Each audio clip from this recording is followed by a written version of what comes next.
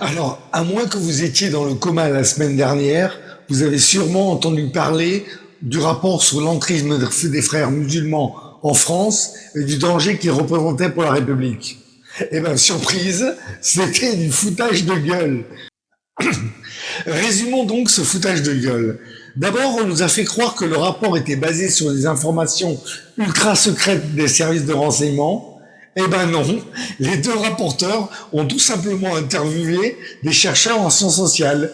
Les informations sont publiques depuis des années et elles sont banales. C'est le résultat de travaux sociologiques. Deuxième foutage de gueule, les frères musulmans seraient un mouvement puissant. Eh bien non encore. La plupart des experts interrogés décrivent au journal Le Monde un mouvement en déclin. Par exemple, Franck Frégosi décrit son mouvement aussi bien à l'intérieur qu'à l'extérieur comme en déclin et violemment réprimé dans les pays arabes.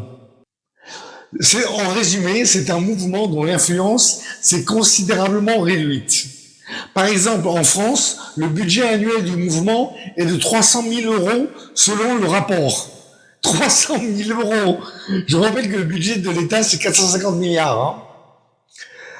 En outre, le rapport dénonce tout particulièrement l'association Musulmans de France, héritière de l'Union des organisations islamiques de France, UOIF, à laquelle seraient affiliés 139 lieux de culte. 7% du total seulement. 7%.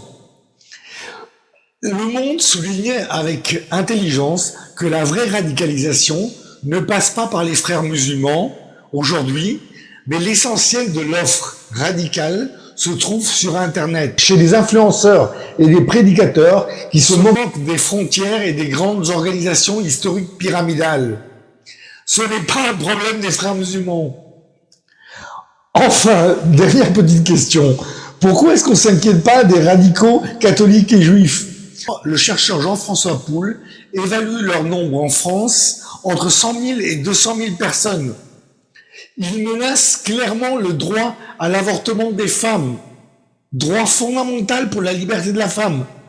Mais personne ne s'en inquiète. Je répète, de 100 000 à 200 000 personnes. Vous n'avez pas honte de vous foutre de la gueule comme ça? Bon, si cette vidéo vous a plu, n'hésitez pas à liker et à me suivre pour ne rien rater. Merci, à bientôt.